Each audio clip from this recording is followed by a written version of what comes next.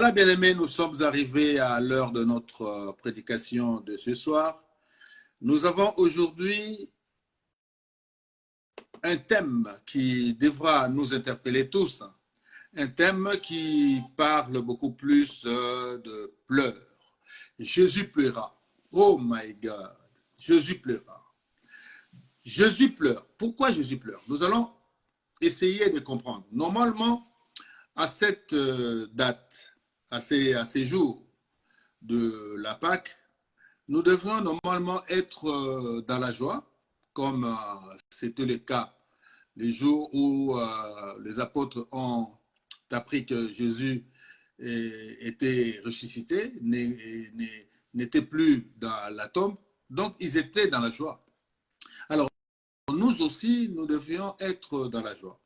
Mais dans notre temps, il s'est passé quand même 3 jours que depuis que Jésus avait promis que le 3e jour, il ressusciterait.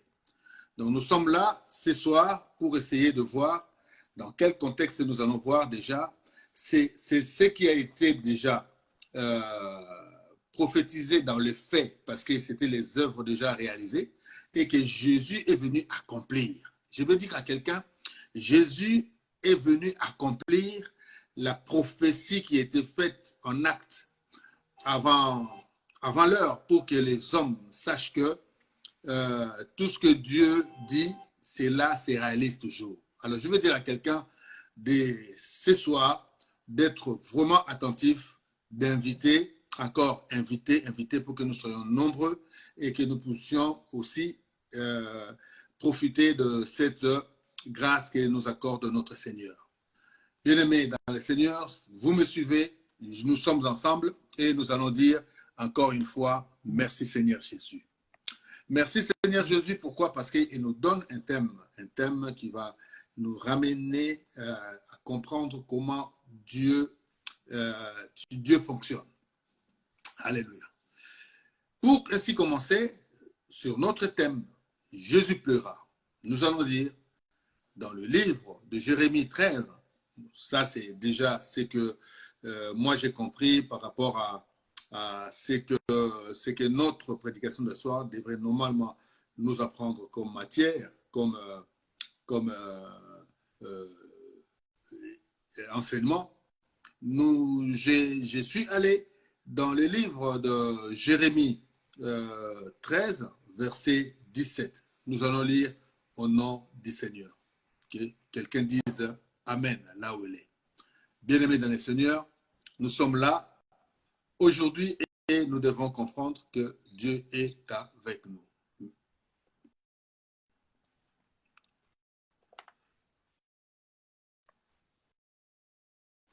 Je suis là un peu embêté parce que je voudrais que les gens ne soient pas à l'intérieur de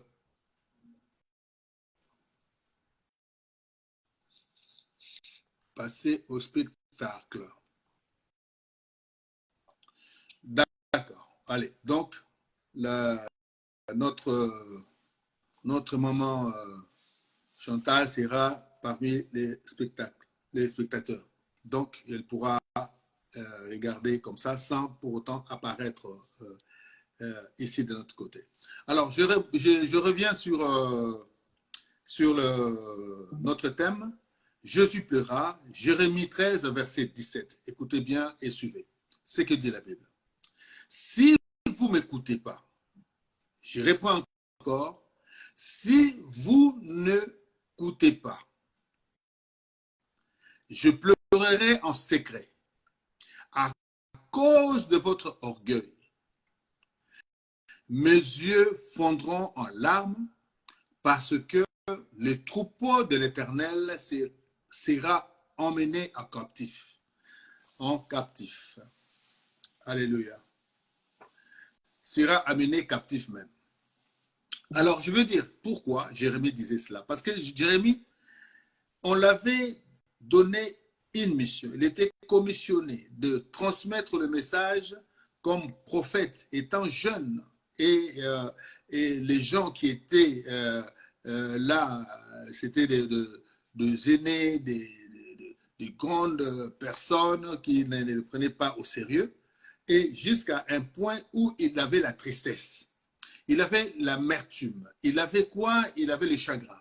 Pour dire tout ce que je suis en train de dire à ces gens, ils ne m'écoutent pas. Alors il dit, si vous n'écoutez pas, alors je vais entrer. Comme il a dans son cœur de lui donner juste un sentiment d'amertume, de chagrin, donc il devait normalement pleurer. Mais il ne pouvait pas pleurer devant les gens parce que il était un homme que le Seigneur avait donné cette mission de parler aux vieillards.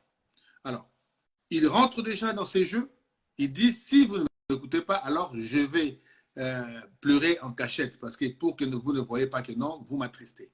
Il était dans la tristesse. Et de la même manière encore, si nous voyons, ça c'est juste l'introduction, Ésaïe 53, verset 3, la Bible dit, ça, nous allons parler d'une manière pour comprendre que non, Ésaïe parlait de Jésus déjà. Méprisé, alléluia. Ah, à cette heure-là, les gens appellent, je ne comprends pas pourquoi. Ah, il est arrivé. Hein. Il est arrivé.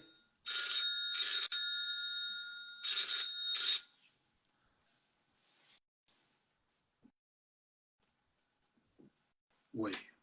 Donc, je veux dire, bien-aimé,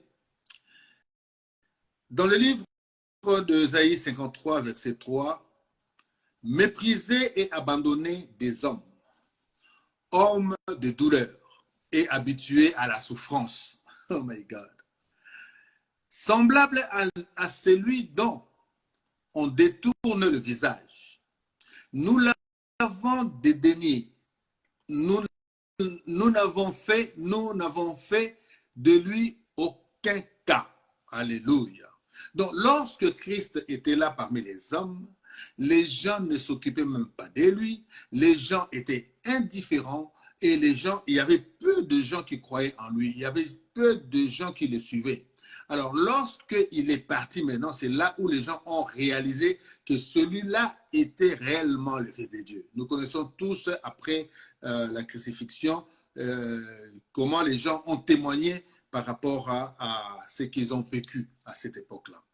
Donc, nous l'avons abandonné. Nous n'avons pas fait cas de Jésus-Christ de Nazareth jusqu'à ce que je vous amène pour que nous puissions comprendre. Bien-aimés, malgré les apôtres, les disciples qui étaient avec lui, jusqu'au moment où il est encore réparti, c'est là où ils ont réalisé encore que Christ était vraiment important, il était le Fils de Dieu, il était vraiment le chemin, comme il disait, la lumière, il était la vérité. Alors, nous allons toujours poursuivre toujours dans ces gens, dans cette lancée de comment nous voyons, nous les hommes, nous pensons des fois à des choses. Nous négligeons certaines personnes parce que nous ne connaissons pas leur valeur réelle. Et nous sommes là en train de dire, oui, bon, est-ce que ça, je l'ai compris, bien aimé, surtout j'étais à Kin, et surtout les Congolais, ça, je ne sais pas, ça devient une coutume, ce n'est pas une habitude, ce n'est pas un caractère, mais c'est une coutume pour les Congolais. Les Congolais ne croient pas à leur destinée, ne croient pas à leur avenir, ne croient pas en eux-mêmes. C'est-à-dire qu'ils vivent au jour le jour. Tu verras un docteur, tu verras un grand homme. Quand vous parlez avec lui, vous sentez que non, et quelque part, ce type-là a des titres, mais quelque part dans son intelligence, dans son cerveau, il manque quand même quelque chose. Peut-être la sagesse ou l'esprit dégagé, l'esprit ouvert qui manque aux Congolais de se saisir des opportunités.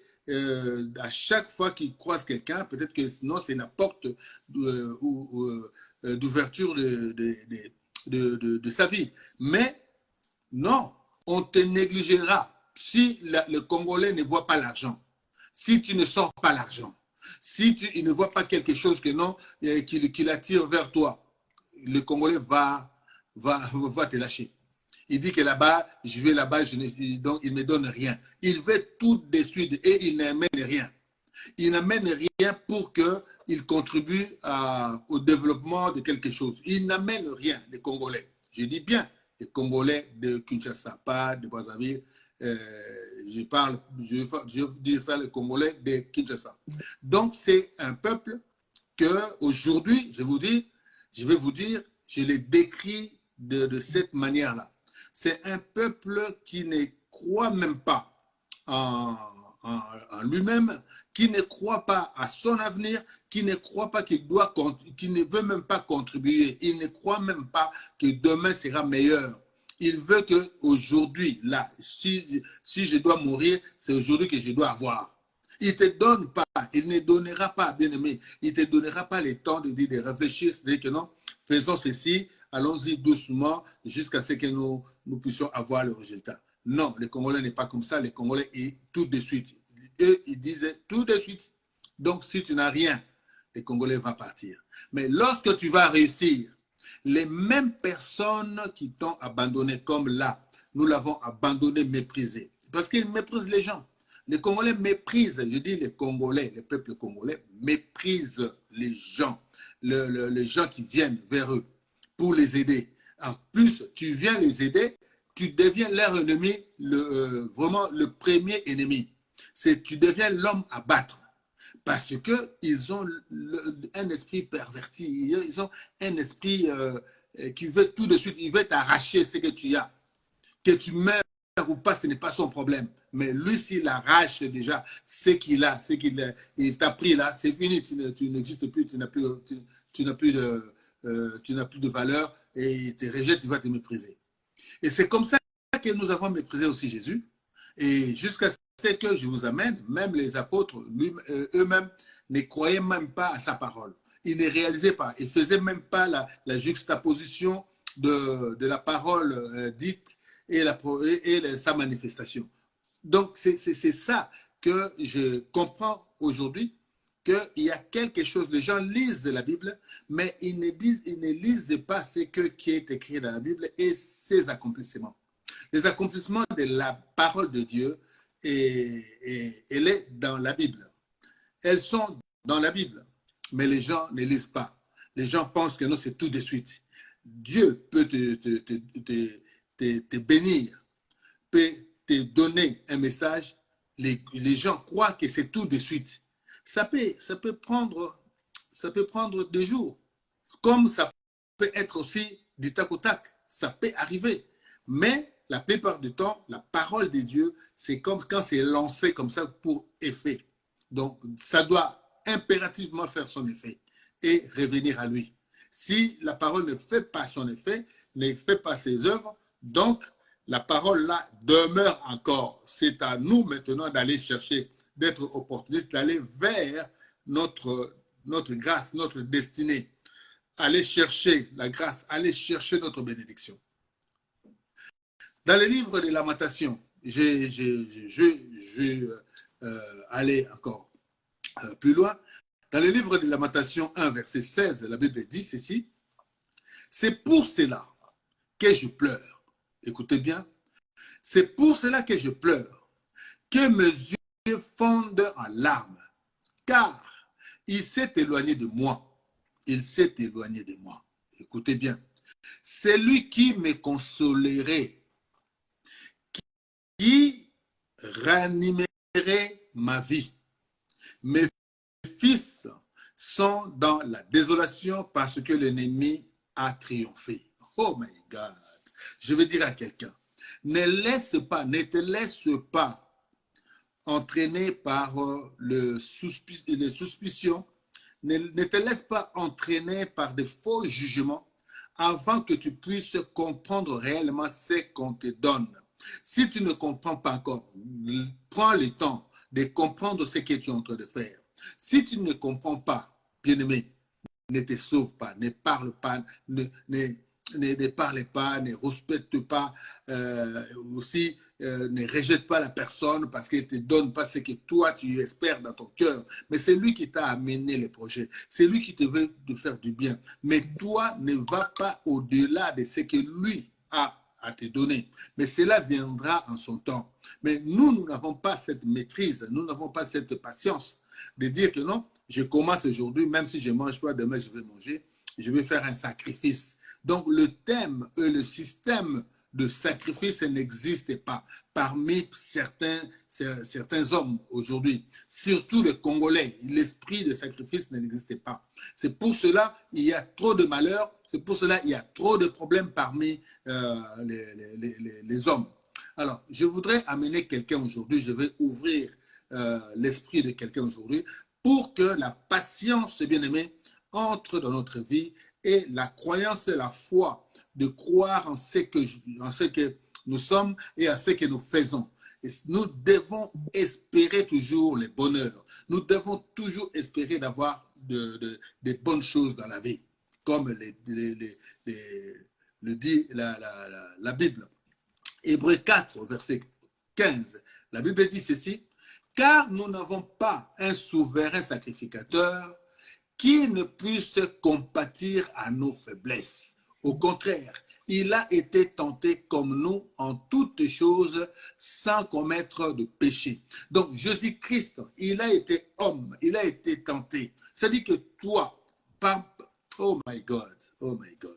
Si Jésus-Christ n'avait pas persisté, n'avait pas tenu tête à Satan, donc aujourd'hui, nous serons tous dans la perdition. Mais comme il savait que non, il doit impérativement faire barrière à Satan, il a été patient jusqu'à accepter la mort pour toi et la mort pour moi. Je vais dire à quelqu'un, il ne l'a pas fait parce que dans la précipitation. Non, il a eu le temps de dire comment je veux le faire, comment il faut pour combattre l'ennemi. Il faut que j'ai la puissance, l'onction. Il a été 40 jours dans le désert pour avoir la puissance. Vous voyez? Donc, il a commencé par la tactique, il a commencé par les stratégies et il a su que non, pour vaincre Satan, il faut ceci et cela. Mais nous n'avons pas la patience. Nous n'avons pas la tolérance envers nous-mêmes et envers les autres. C'est pour ça que nous manquons et nous ratons beaucoup de choses, beaucoup de grâces parmi nous. Donc, lui, notre sacrificateur, lui-même, nous n'avons pas un autre comme lui. Il s'est sacrifié pour toi et moi. Et toi, comme tu es là, oh my God, tu ne vois pas la souffrance que Jésus a endurée. Tu ne vois pas le sacrifice qu'il a fait pour toi. Tu le méprises aujourd'hui. Tu le rejettes même. Tu dis des choses que toi-même, tu ne te rends pas compte de ce que tu es en train de dire par rapport à Jésus, par rapport à ta considération. Alors, je voudrais dire, il est ton sauveur et il est le Seigneur des seigneurs. Si tu commences déjà à comprendre ça, de dire que non, il est mon Seigneur et il est mon Sauveur, puisqu'il t'a sauvé. Oh my God. Nous allons poursuivre encore dans les livres de Psaume 35, versets 13 à 14. La Bible dit ceci. « Et moi, quand ils étaient malades, je revêtais un sac, j'humiliais mon âme par le jeûne. J'ai prié la tête penchée sur mon sein. Comme pour un ami, pour un frère, je me traînais lentement comme pour le deuil d'une mère. Je me courbais avec tristesse. Oh my God. Je vais dire à quelqu'un, nous allons entrer bientôt dans le vif du sujet. Nous allons entrer dans notre prédication de ce soir. Mais je voudrais dire à quelqu'un, je suis en train de t'ouvrir la mémoire, ton intelligence. Donc tu acquiers une attitude nouvelle de là où tu vas appréhender maintenant la vie. Si tu n'es pas humble, si tu n'as pas le cœur, si tu n'as pas la compassion, donc c'est-à-dire que de toi-même, tu t'infliges beaucoup de punitions de toi-même. Tu t'infliges beaucoup de malheurs de toi-même. Parce que de toi, tu ne peux pas donner, tu ne peux pas être avec les autres, tu rejettes les autres. Tu n'as pas l'humilité, tu n'as pas l'humanité en toi. Donc c'est-à-dire que toi-même, tu te rejettes parce que tu rejettes les autres.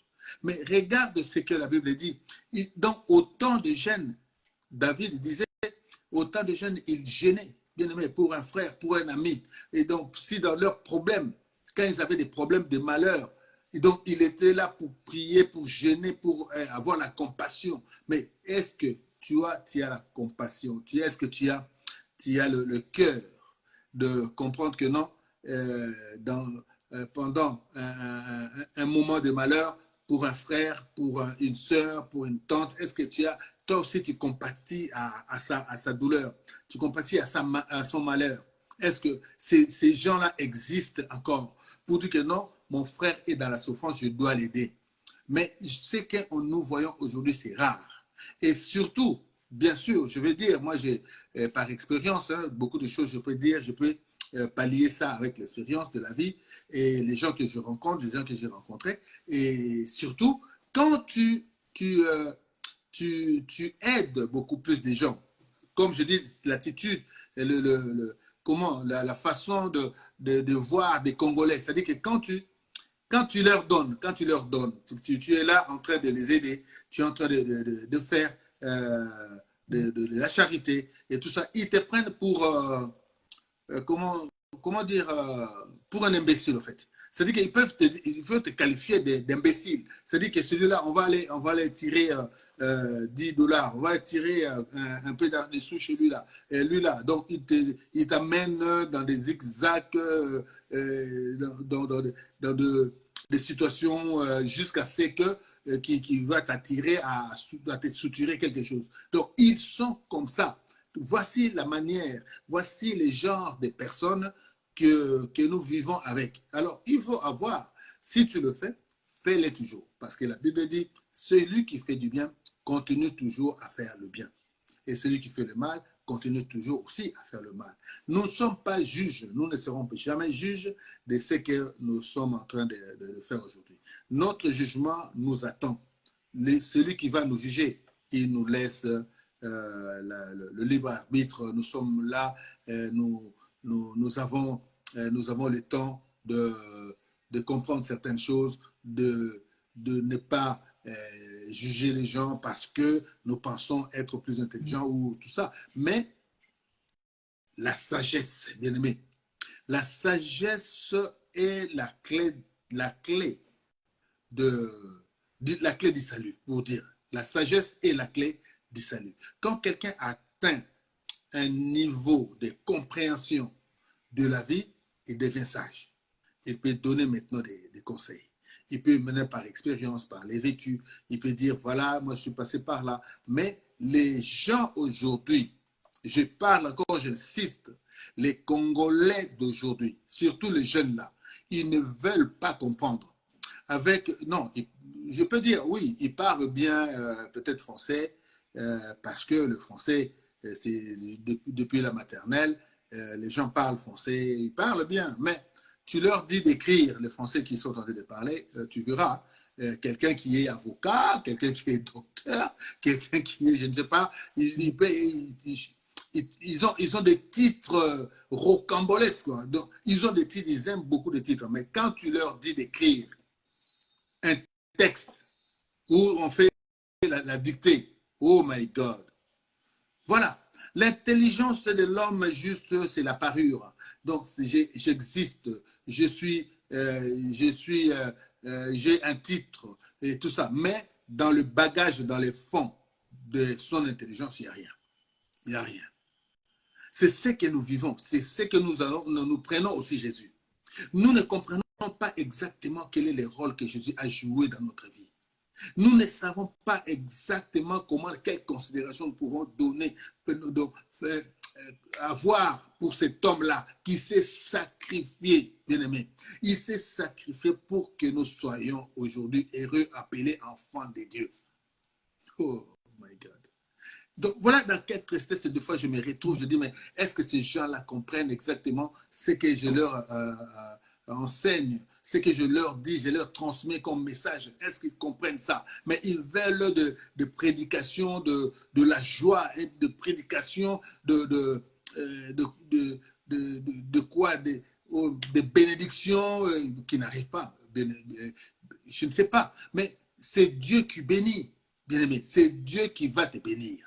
C'est Dieu qui fait grâce chaque matin.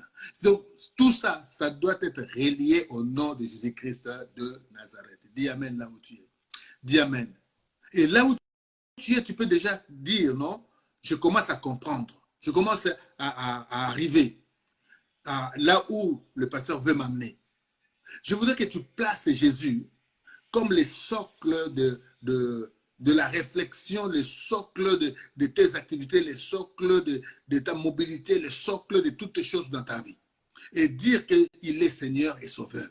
Sans lui, tu n'es rien. Sans lui, tu ne peux rien. C'est lui qui donne, c'est lui qui donne, oh my God. Je peux dire, s'il te donne déjà son souffle de vie, c'est suffisant. Parce que s'il enlève ça, c'est fini. C'est fini. Terre, tu retourneras à la terre. Donc voilà.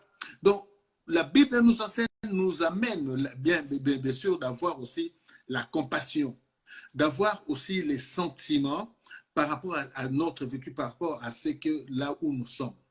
Et nous commençons à avoir maintenant de la considération envers les autres. Si Jésus-Christ s'est sacrifié, bien-aimé, pour toi et moi, et nous ne tenons pas compte de ces sacrifices-là, comment pourrions-nous avoir l'essence réelle de la vie?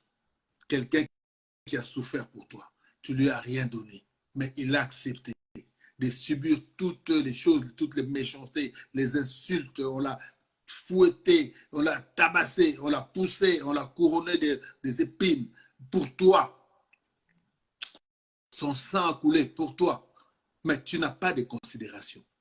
Je voudrais aujourd'hui tu prennes Jésus, tu commences à imaginer là où tu es, tu commences à analyser toutes ces choses-là. Tu dis, mais comment ça se fait que ce type-là, il a accepté de mourir pour moi? Qu'est-ce que moi j'ai fait? Qu'est-ce que je lui ai donné? Est-ce que je mérite ça, de telles choses? Oh my God. Bien aimé. Hébreux encore 2, versets 16 à 17, pour entrer maintenant dans notre prédication, Jésus plaira. Donc, nous disons ceci, bien aimé, car nous devons comprendre. Ici, la Bible dit, car assurément, ce n'est pas à des anges qu'il vient en aide, mais c'est à la postérité d'Abraham. Si je prends déjà le verset 16, c'est à la postérité d'Abraham. En acceptant Jésus-Christ comme Seigneur et Sauveur, du coup, tu rentres dans la postérité d'Abraham.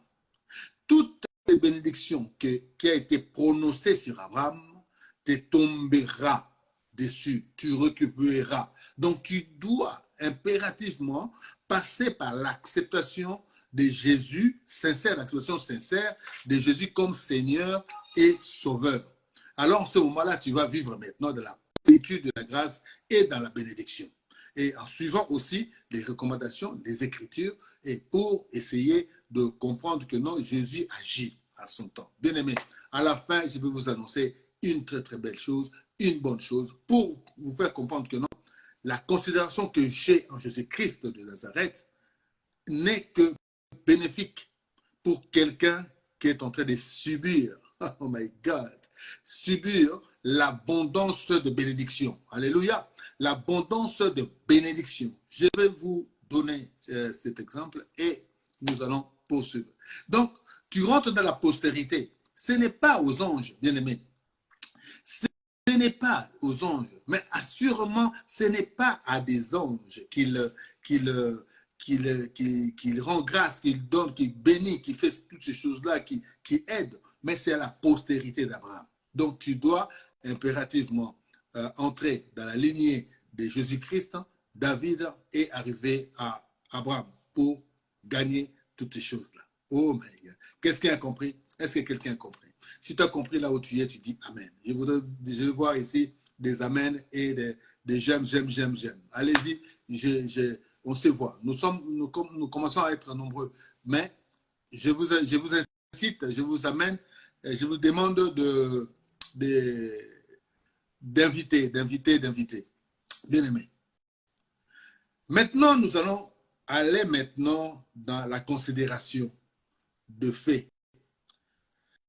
C'est que Jésus avait déjà prophétisé, avait déjà fait un acte, en action, parce qu'il y a des choses qui se sont anticipées avant le temps. Nous allons comprendre la résurrection de Jésus en ces jours. Oh my God. Est-ce que quelqu'un me comprend? Nous allons comprendre la résurrection de Jésus. Je t'amène là, loin, pour comprendre. Nous allons dans le livre de Jean 11, versets 30 à 37. Je vais lire. Car Jésus n'était pas encore entré dans le village, mais il était dans le lieu où Marthe l'avait rencontré. Nous nous souvenons que Jésus était dans la famille de Lazare. Lazare bien portant, et Jésus est parti en mission. Et de là-bas, là où il était, on est venu l'annoncer que non, Lazare derrière toi est mort. Alors, voici ce qui s'est fait. Il était chagriné. Il dit, mais comment c'est mon ami, c'est mon frère, comment je suis parti, comment il est mort, peut-être je serai là, j'allais prier. C'était juste prier pour lui. Pour Jésus, à cette époque-là, c'était juste prier. Ce n'était pas encore le temps de la résurrection. Mais voici, suivez-moi, vous allez comprendre ce qui s'est passé. Car Jésus n'était pas encore entré dans le village, mais il était dans le lieu où Marthe l'avait rencontré. Les Juifs qui étaient avec Marie dans la maison et qui la consolaient, l'ayant vue s'élever promptement et sortir, la suivirent, disant, elle va au sépulcre pour y pleurer. Alléluia. Personne ne savait là où elle allait. Mais comme elle était chagrinée, elle était dans l'amertume, la perte d'un grand frère, donc c'était vraiment quelque chose qui les avait affectés. Et elles étaient là en train de se poser la question, où est Jésus? Finalement, son ami, son meilleur ami. Mais lorsqu'ils ont entendu que Jésus était sur la route de retour, donc, elles se sont précipitées pour rencontrer Jésus. Voici ce que la Bible nous dit.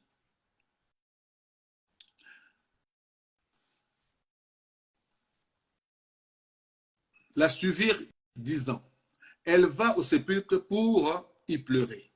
Lorsque Marie fut arrivée là où était Jésus et qu'elle le vit, elle tomba à ses pieds et lui dit, Seigneur, si tu eusses été ici, mon frère ne serait pas mort.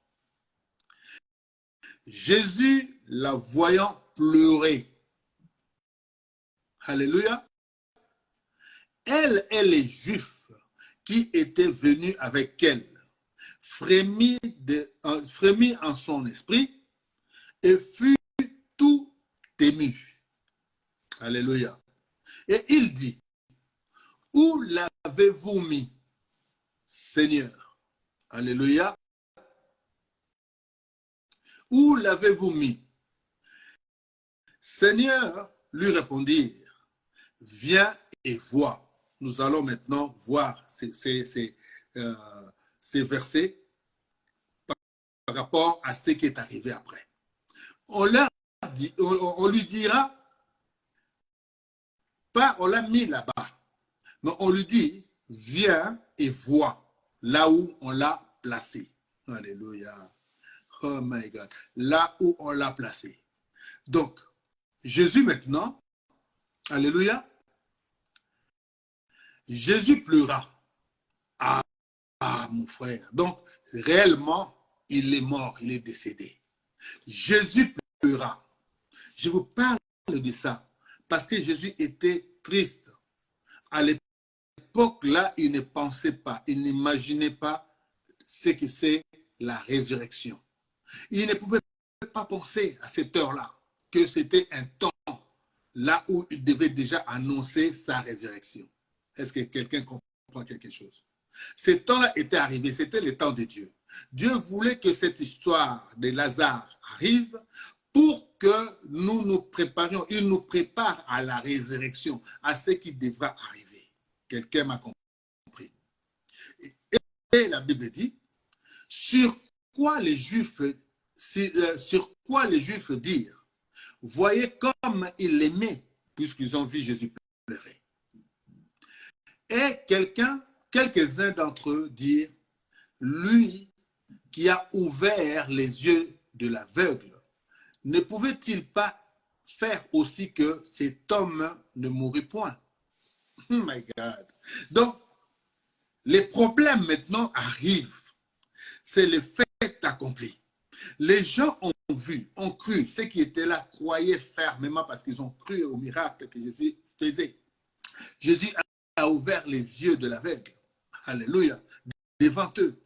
Et ils se sont posé la question pour dire, mais est-ce que cet homme qui a ouvert les yeux de l'aveugle, il ne pouvait pas faire aussi pour que son frère, son ami ne meure? Oh, mais Jésus a entendu. Jésus était en train d'attendre tout ça, toutes ces choses-là. Alléluia. Oh my God. Et je poursuis dans 38 à 44 parce que nous allons parler de ça et après nous allons comprendre aussi là où la juxtaposition de ces messages et là où nous sommes situés. Alléluia. Alléluia. Jean, toujours 11, verset 38 à 44 pour poursuivre. Jésus frémissait de nouveau en lui-même. Alléluia.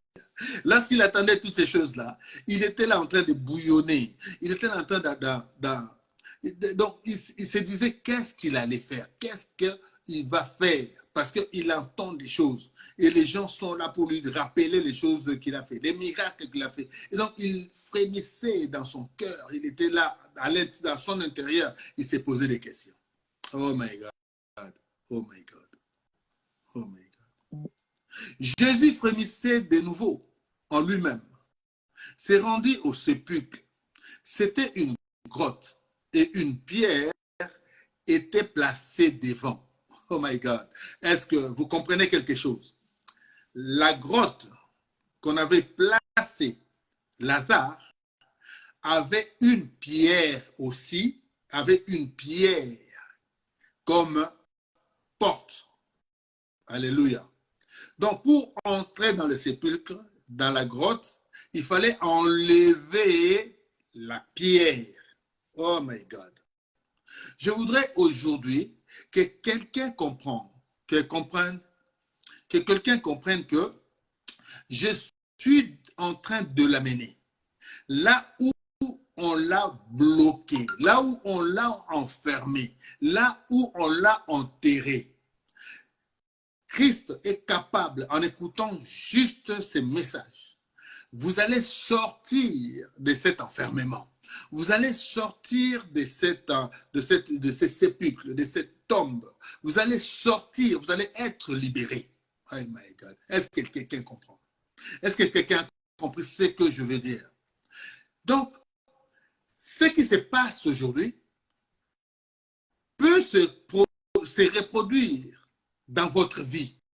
Dis Amen. Ce qui s'est passé à Lazare peut aussi être aussi un sujet qui peut te concerner aussi. C'est pour cela que je veux te dire que le Seigneur enlève, ôte, oh my God, ôte cette pierre qui barre ma route, qui barre mon élévation, qui barre mon développement, qui barre ma santé, qui barre, tu prends toutes ces choses-là et tu demandes au Seigneur aujourd'hui qu'il l'enlève. Et tu dis Amen. Alléluia. Je t'amène quelque part. Je t'amène à ta libération.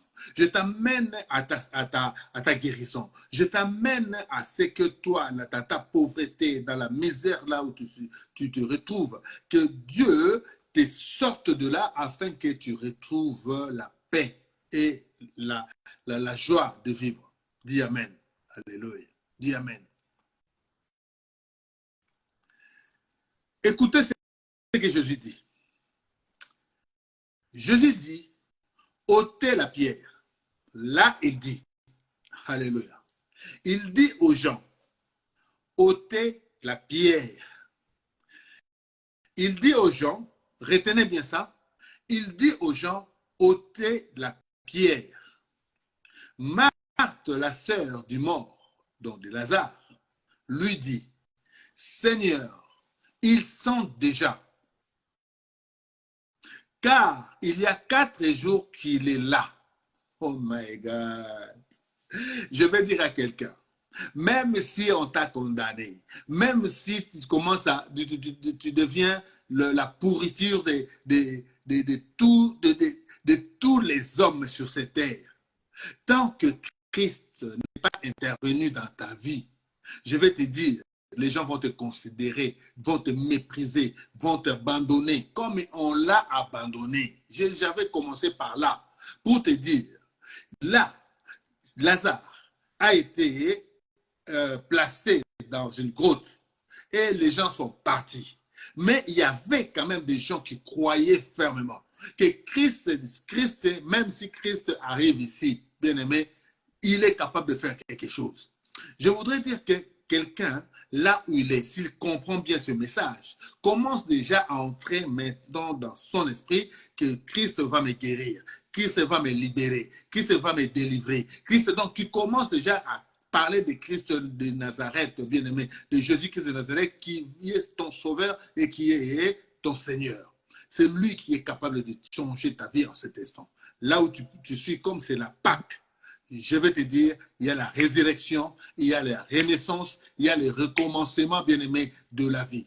Nous allons comprendre, bien-aimé, là où tu as échoué, tu vas réussir. Je vais te dire, bien-aimé, là où tu n'as pas réussi, là, je vais te dire, là où tu vas avoir.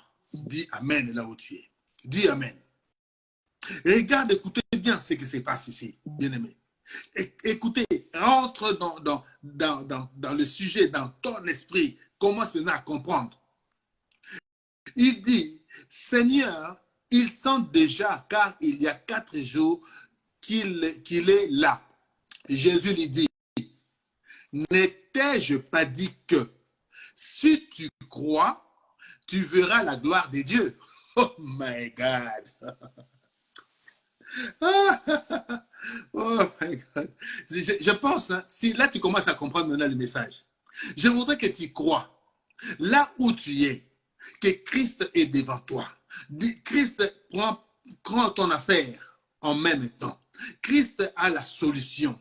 Christ va te libérer. Christ va te délivrer. Christ va chasser les démons. Christ va te guérir. Christ va te donner ce dont ton cœur désire. Aujourd'hui, si tu crois seulement, tu verras la gloire de Dieu.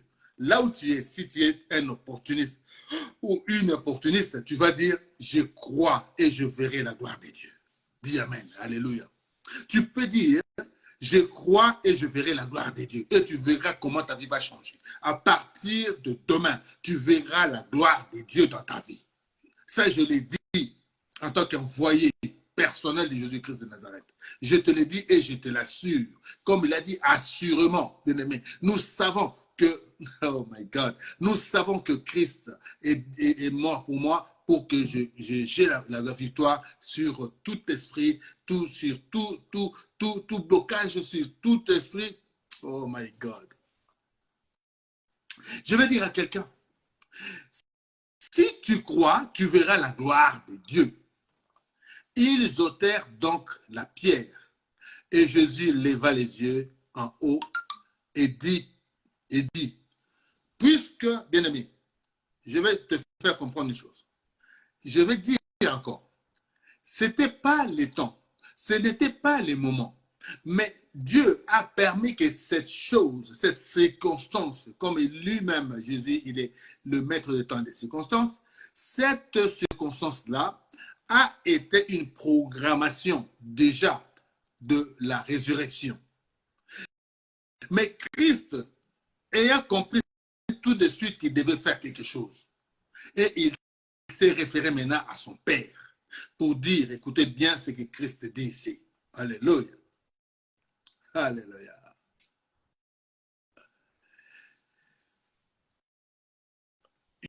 Et Jésus leva les yeux en haut et dit, Père, je te rends grâce de ce que tu m'as exaucé. Oh my God. Il n'a pas encore fait quelque chose, mais il dit déjà avec foi, avec assurance, que son Père l'a déjà exaucé. Donc, je vais dire à toi aussi. Donc, crois seulement. Crois et tu verras la gloire. La Bible te dit, ce n'est pas ma parole, ce n'est pas ce que moi je dis, mais je te dis de ce que Dieu a dit, de ce que Jésus-Christ a dit. Crois et tu seras exaucé, tu verras et tu me donneras, tu témoigneras. J'ai écouté la parole le jour de la Pâque. J'ai écouté la parole qui a changé ma vie, qui a bouleversé ma vie. Le serviteur de Dieu m'a parlé profondément. Cette parole-là est entrée dans mes entrailles et parlé dans mon esprit, dans mon corps et a changé ma vie. Je vais dire à quelqu'un, crois et tu verras la gloire de Dieu. Alléluia. Jésus lève les yeux et dit, Père, je te rends grâce de ce que tu m'as exaucé. Il n'a encore rien fait. Oh my God. Il n'a encore rien dit. Mais il commence par dire, donc toi tu n'échoues pas. Toi, tu n'es pas un Dieu qui peut me refuser quelque chose, comme il a dit, demandez et je vous donnerai. Donc c'est-à-dire que quand tu demandes, il va te donner. Lui aussi, il est comme ça. Il a la compassion, il est amour, il est tout. Donc il ne peut pas nous abandonner. Mais la différence que nous, les hommes, nous l'avons abandonné et nous continuons jusqu'à aujourd'hui à le sous-estimer, à le mépriser même, à l'abandonner de là où il est, de la souffrance, du sacrifice qu'il avait opéré pour nous. Il dit cela avec foi. Il sait déjà qu'il est déjà exaucé de ce qui allait se faire. C'était l'annonce de la résurrection. Alléluia. Et la Bible dit, pour moi, écoutez bien, pour moi, je savais que tu m'exauces toujours. Oh my God, est-ce que quelqu'un me comprend? Jésus-Christ, c'est qui poursuit pour dire, pour moi, je savais que tu m'exauces toujours, mais j'ai parlé à cause de la foule qui m'entoure. Ça arrive, bien-aimé. Il y a des moments où Dieu te met en fait accompli. Et donc, c'est juste là le commencement d'un ministère. Alléluia. Le commencement de toutes choses pour sa gloire. Oh my God. Est-ce que quelqu'un comprend quelque chose, bien-aimé? Je vais dire ici, Jésus-Christ ayant dit, je sais que tu m'as exaucé. Mais il poursuit pour moi. Il dit pour lui, je savais que tu m'exauces toujours. Mais j'ai parlé à cause de la foule qui m'entoure, de tout ce qui l'attendait. Et s'il ne le faisait pas, qu'allait dire la foule? Est-ce qu'il est réellement envoyé de Dieu? Est-ce qu'il est réellement fils de Dieu? Tout ça, donc, comme la Bible disait, il frémissait dans son intérieur. Donc, il s'est posé 1001 questions par rapport à ça. S'il ne fait pas quelque chose, qu'allait dire la foule, les gens qui étaient là? Donc, il était obligé de faire quelque chose. Il a commencé maintenant à dire à son père, je sais que tu m'exauces toujours. Alors, je vais te dire aujourd'hui, Dieu va exaucer quelque chose dans ta vie. Dis Amen. Que Dieu exauce quelque chose dans ta vie, que Dieu change quelque chose qui te tourmente, quelque chose qui ne va pas dans ta vie, et que Dieu prenne le contrôle de cette chose-là et que cela soit décanté à l'instant même, au nom de Jésus-Christ de Nazareth. Alléluia. Alléluia.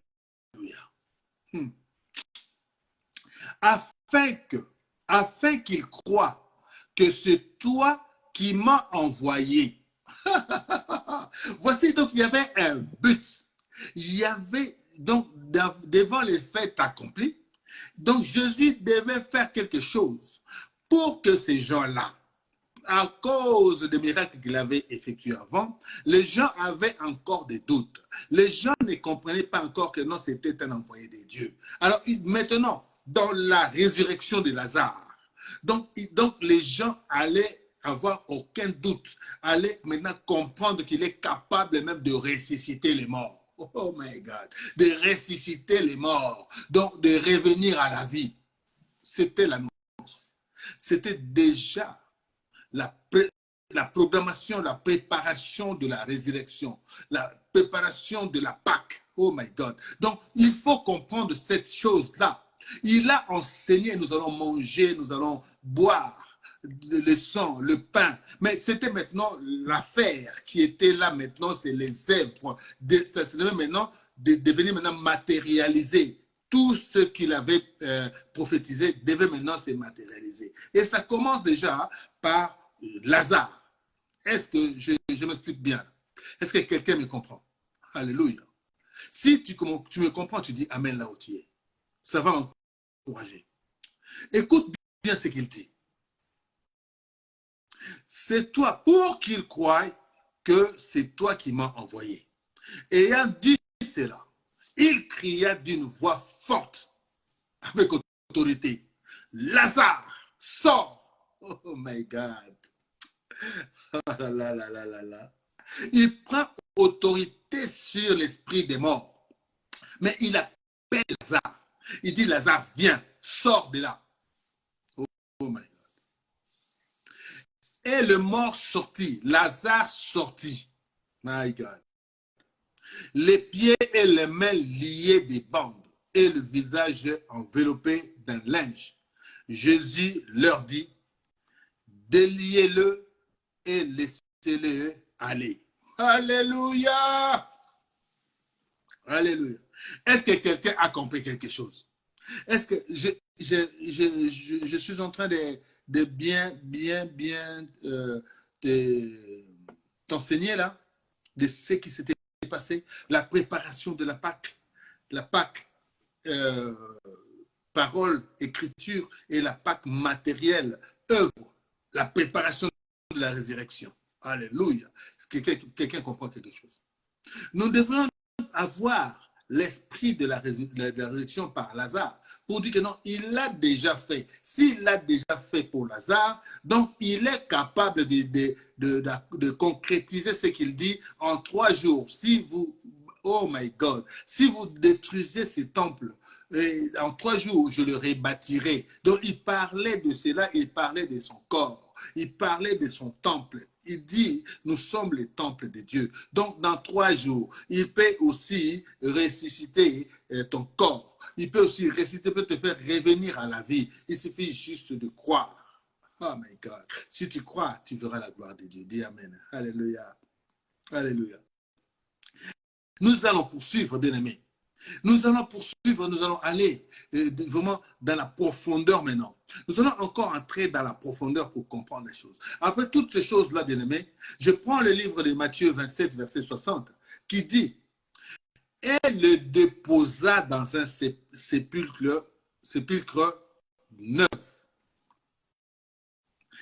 Il s'était fait tailler dans le roc. » Écoutez-moi bien. Puis il roula d'une grande pierre à l'entrée du sépulcre et il s'en alla. Oh my God. Est-ce que quelqu'un comprend une chose? Là, c'était le temps de Lazare, la préparation. Maintenant, c'est lui-même. Après qu'on ait récupéré son corps, on l'a amené dans la tombe, là où Joseph avait acheté pour qu'il soit gardé, inhumé là-bas. Et de la même manière qu'on avait mis une pierre comme barrière, comme porte au sépulcre de Lazare, de la même manière aussi, on a placé Jésus à l'intérieur et on l'a couvert d'une grosse pierre. Oh my God. Et des craintes étaient que non, il avait dit qu'il allait ressusciter dans 3 jours, peut-être que les gens viendront voler ce corps et puis ça va créer, on ne veut pas créer des mythes, on ne peut pas créer des gens extraordinaires. Non, c'est impossible que quelqu'un puisse ressusciter. Parce que ces gens-là avaient oublié ce que Jésus avait fait. Alléluia. Par mauvaise foi ou par enchantement. Ces gens-là ont oublié que Jésus avait déjà ressuscité et mort. Voici le mépris. Voici la négligence. Voici l'abandon.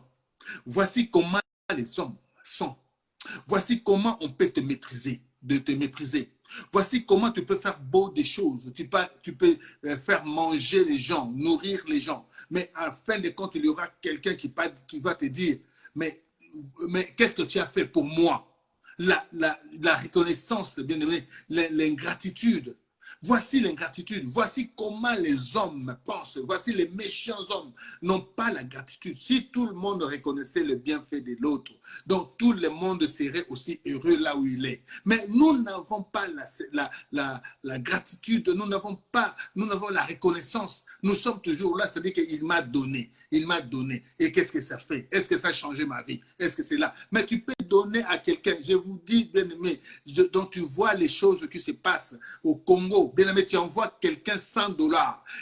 En recevant $100, il te dit $100 seulement. Oh my God, oh my God. Il dit là-bas, il m'a donné $100 seulement et il parle derrière ça. Il ne sait même pas les sacrifices. Il ne sait même pas comment tu as fait pour envoyer les $100. Mais eux, ils sont là. Pas de connaissance, pas de reconnaissance, pas de gratitude. Ils sont là pour dire, c'est rien du tout. $100, c'est rien. Il fallait lui envoyer une malle d'argent pour qu'il soit rassasié, pour qu'il reconnaisse que réellement tu l'as été. De la même manière, ces gens-là ont oublié exprès, bien aimé, que Jésus-Christ avait ressuscité Lazare. Ils ont fait comme si Jésus-Christ n'a rien fait de ce monde. Pardon. Je te rappelle, bien-aimé, la reconnaissance là, nous devons avoir cette reconnaissance. Nous devons comprendre que non, c'était déjà programmé. Il l'avait fait, malgré lui, pour que les gens croient qu'il est vraiment l'envoyé de Dieu. Mais les gens ne l'ont pas cru. Les gens l'ont abandonné. Les gens l'ont méprisé. Et nous voyons cela, ces genres de personnes, il y en a toujours. Alléluia. Écoutez bien ce que la Bible dit. Matthieu, toujours 27, 66, qui dit, ils s'en allèrent et s'assurèrent du sépulcre au moyen de la garde, après avoir scellé la pierre. Oh my God. Ils ont mis la pierre, ils l'ont scellée, ils ont mis une garde encore. Oh my God, pour que cela n'échappe pas, ne change pas le cours de l'histoire. Mais du moment où, bien aimé, oh là là, je vais faire comprendre à quelqu'un. Lorsqu'il est là, à la tombe de Lazare, il avait dit aux hommes, les hommes, ôtez cette pierre. Mais est-ce que lui, c'est seulement sa parole? Est-ce que lui, il a besoin d'appeler les hommes pour ôter sa pierre, son problème? Il résout le problème. C'est lui qui résout le problème. Je vais dire à quelqu'un, Jésus-Christ, il est sauveur et Seigneur. Il est Seigneur et sauveur. Donc c'est lui qui résout tes problèmes. Il résoudra tes problèmes si tu crois. Oh my God. Il n'a pas envoyé les hommes pour enlever ce qui t'empêche d'avancer. Il ne va pas enlever cela par le trichement, bien-aimé, pour dire que non, oui, je crois à telle personne. Non, croyez en Jésus-Christ de Nazareth et vous serez sauvés. Dis Amen. Alléluia. Matthieu 28, verset 1, la Bible dit, et voici, il eut un grand tremblement de terre, car un ange du Seigneur descendit du ciel, vint rouler la pierre et s'assit dessus. Oh my God, tu piétines, tu piétines, tu piétines. Un ange venu du ciel roula la pierre, puisque c'est le maître de maîtres. Il n'a qu'à donner juste un ordre. cela s'exécute à l'instant même. Comme c'était les jours, l'ange est venu enlever la pierre. Je vais te dire aujourd'hui que Jésus-Christ enlève la pierre. Jésus-Christ envoie ses anges dans ta vie pour enlever ce qui t'empêche d'avancer, pour te donner la liberté, pour te guérir, pour te délivrer de tout le mal, de tous les sorts qui t'empêchent d'avancer. Dis Amen là où tu es, bien-aimé. Je suis sûr de ce que je te dis. Un ange, oh my God, si Dieu peut t'envoyer un homme, mais un homme là, dans sa représentation face à Dieu, c'est un ange que Dieu t'envoie pour résolutionner ou résoudre un de tes problèmes, pour te prier pour toi, pour te libérer, pour te délivrer dans la prière. C'est un ange. Il faut le considérer comme un ange, bien-aimé. La parole de Dieu, bien-aimé, il dit que nous ayons de la considération, double considération à ses serviteurs. Mais nous, aujourd'hui, bien-aimé, nous n'avons pas même de considération aux serviteurs de Dieu. Pourquoi? Parce que l'ennemi, la Bible nous l'a dit, bien-aimé, je suis dans l'amertume parce que je vois l'ennemi a triomphé. L'ennemi a triomphé, il a induit les enfants de Dieu, il est entré dans les églises, il est entré dans nos vies pour changer notre façon de voir les choses, pour changer notre façon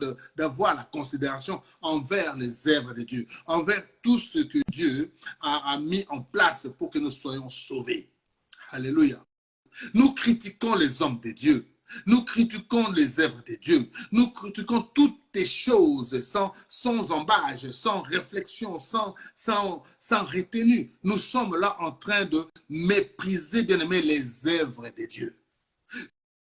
Je te condamne, bien-aimé. Je te dis, bien-aimé, je te condamne à respecter. Je te condamne à respecter les œuvres de Dieu et de respecter également les serviteurs de Dieu que Dieu envoie vers vous, envers toi, pour que tu puisses être sauvé. Et toi, tu dois les considérer. Quand tu le vois, tu dis que non, ça c'est mon ange. Ça c'est un ange. Dieu m'a envoyé un ange pour me sortir, par sa prière que je sorte de cet enfermement. Dis Amen. Oh, ayez juste la reconnaissance. Ayez juste la considération. Oh my God. J'ai dit à quelqu'un, est-ce que tu as compris? Alléluia. Écoutez, nous tendons à la fin et nous allons comprendre ceci. Dans le livre de Marc 16, versets 3 à 4, la Bible dit ceci, bien-aimé. 2 à 4, la Bible dit ceci.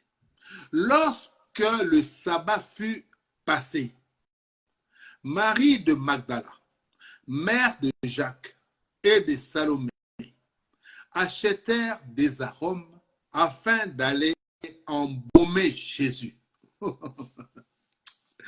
Écoutez-moi bien, Marie dira à Jésus, il sent déjà, ça fait 4 jours qu'il est là-bas, donc il sent, donc il ne peut pas, oh my God, il ne peut pas, il ne peut plus revenir parce qu'il sent, il pourrit. Oh my God, ta vie peut être pourrie par les yeux des hommes, mais Dieu t'a préservé dans cet état pour que le miracle s'opère dans ta vie, pour que tu changes ta façon de voir, d'avoir la considération à Dieu. Ne désespère pas, bien-aimé. Ne pense pas que Seigneur, là, ta vie commence à être compliquée. C'est fini pour toi. Non, Dieu veut que tu puisses maintenant te ressaisir, de revenir à lui pour dire que non, Dieu va changer ma vie. Jésus va changer ma vie. Jésus donc j'aurai la considération après s'être guéri ou sorti de cet enfermement.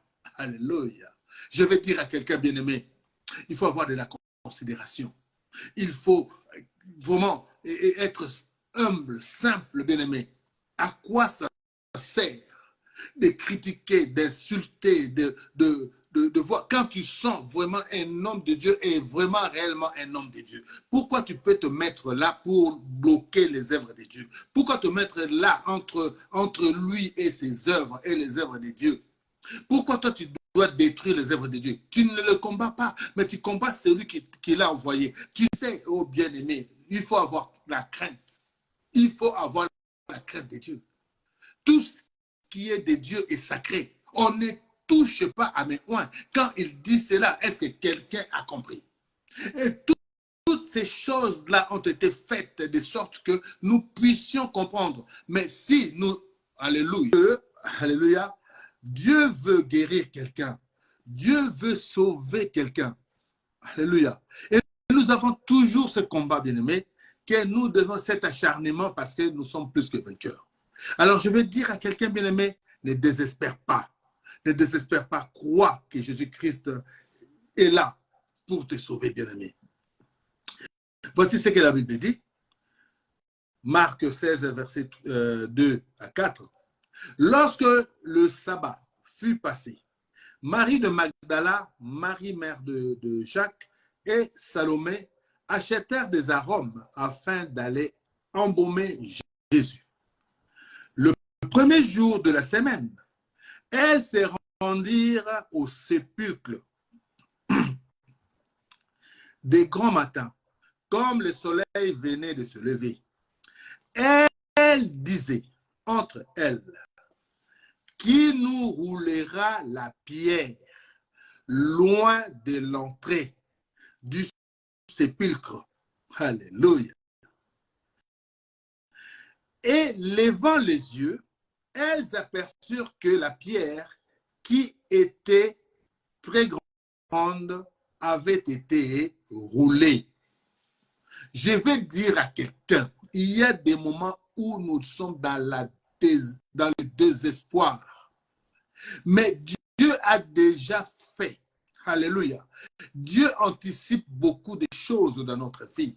Nous nous posons des questions. Comment nous allons faire? Comment nous allons réussir? Comment nous allons sortir de ces problèmes? Je vais te dire, si tu crois en Jésus-Christ comme Seigneur Sauveur, Jésus-Christ t'envoie ses anges pour aller voir les juges, pour aller voir le patron, pour aller voir là où la chose qui te tourmente, que tu veux trouver des solutions. Jésus-Christ, bien-aimé, envoie les anges pour que ces anges opèrent des miracles dans ta vie. Là, elle s'est posé des questions. Qui allait, oh my God, qui allait, ne sachant pas que celui qui était là est capable de tout faire? Il nous a démontré par Lazare qu'il y avait la résurrection. Et eux, maintenant, ils savent maintenant que non, c'est le 4e jour. Le 3e jour est passé. Donc, nous devons aller l'embaumer maintenant parce qu'il doit sentir. Oh my God! Il doit sentir comme Lazare sentait. Jésus-Christ devait aussi sentir. Lui ne pourrit pas. Lui, il est pur. Lui n'est pas impur, bien-aimé. Lui reste intact. Et lui, il n'y a pas d'ombre de variation. Oh my God! Il est Christ hier, aujourd'hui comme demain. C'est pour cela que je vais te dire, crois et donne tout à Jésus-Christ, il changera ta vie. Alléluia. Ils se posaient la question, qui allait? Mais ils se sont aperçus que non, quand ils sont arrivés, la pierre était roulée. Oh my God, my God, my God.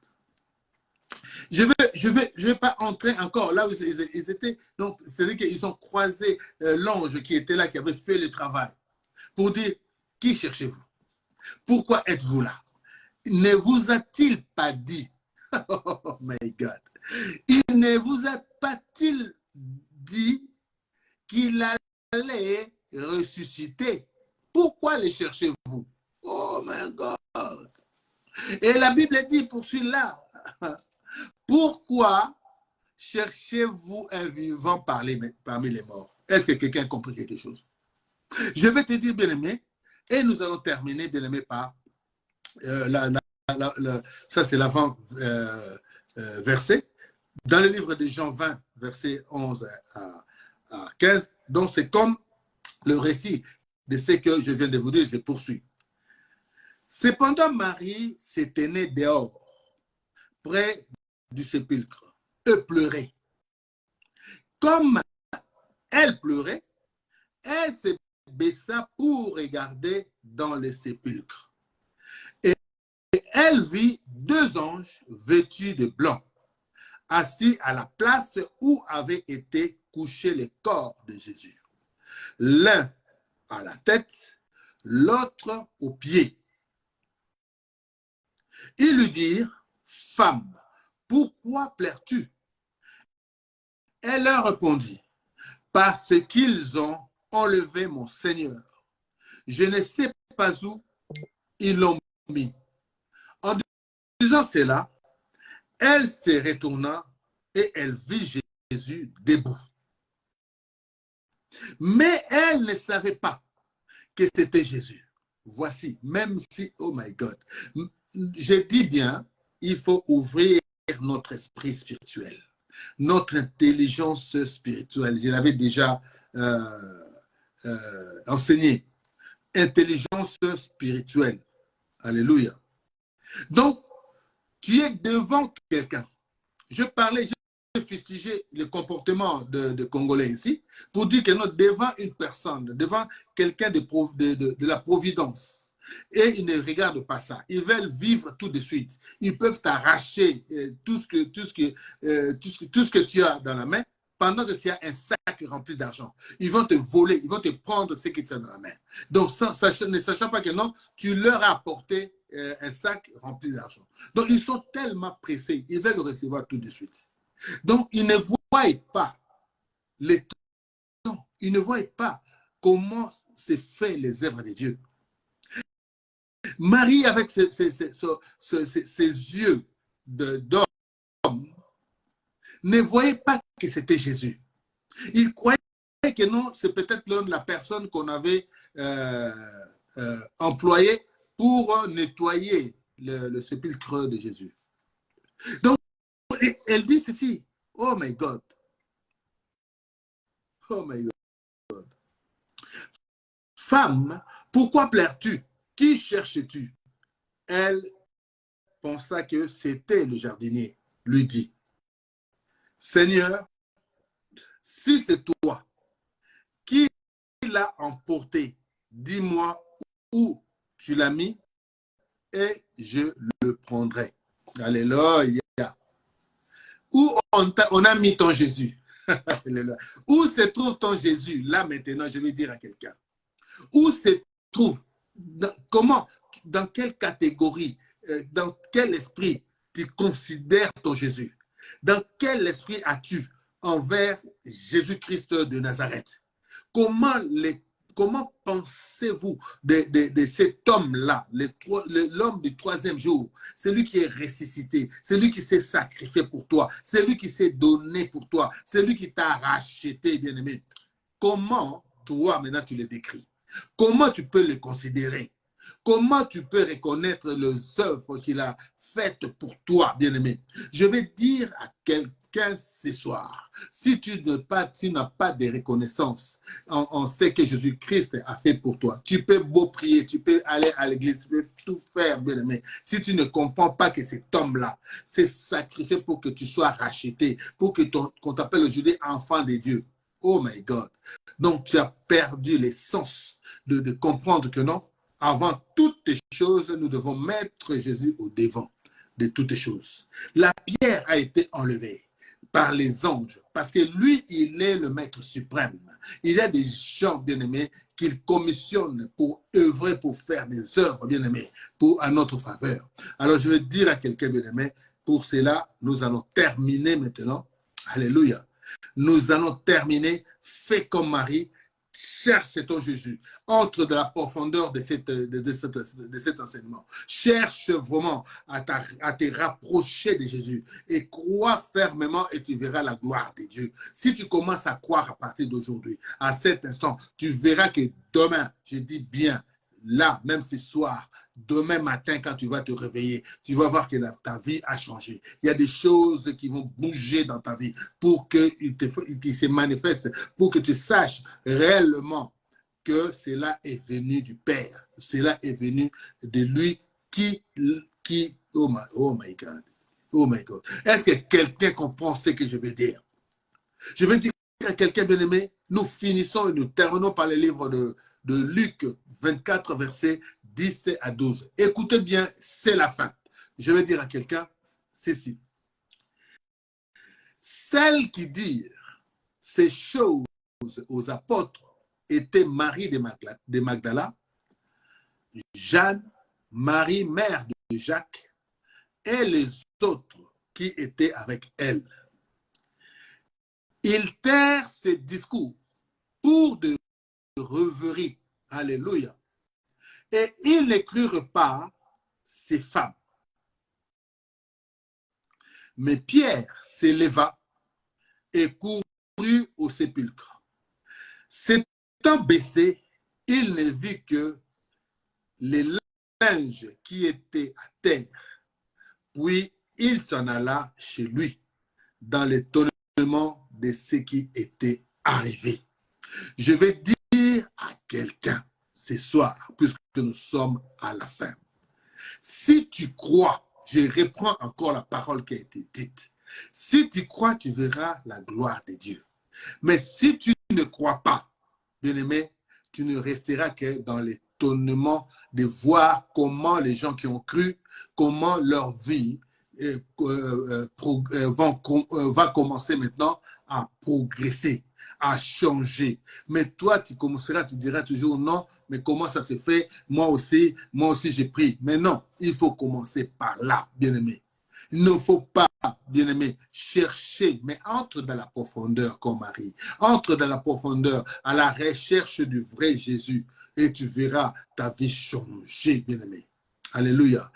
N'aie pas de doute. Tu as cru, tu as attendu et aujourd'hui, il n'y a pas autre chose que nous pouvons partager encore. Il n'y a que la foi et la reconnaissance des œuvres de Jésus. Quelqu'un peut dire Amen, Alléluia, pour m'encourager.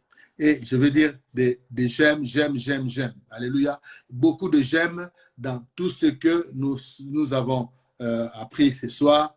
Et je veux dire encore, bien aimé, demain c'est lundi de Pâques et ça continue. Je vais dire encore une fois, joyeuse fête de la résurrection, joyeuse Pâques. Et nous allons nous retrouver encore une fois avec beaucoup de bénédictions, car Dieu, Jésus-Christ nous a bénis, il est parmi nous, il va changer notre vie, il va toucher la vie de quelqu'un ce soir.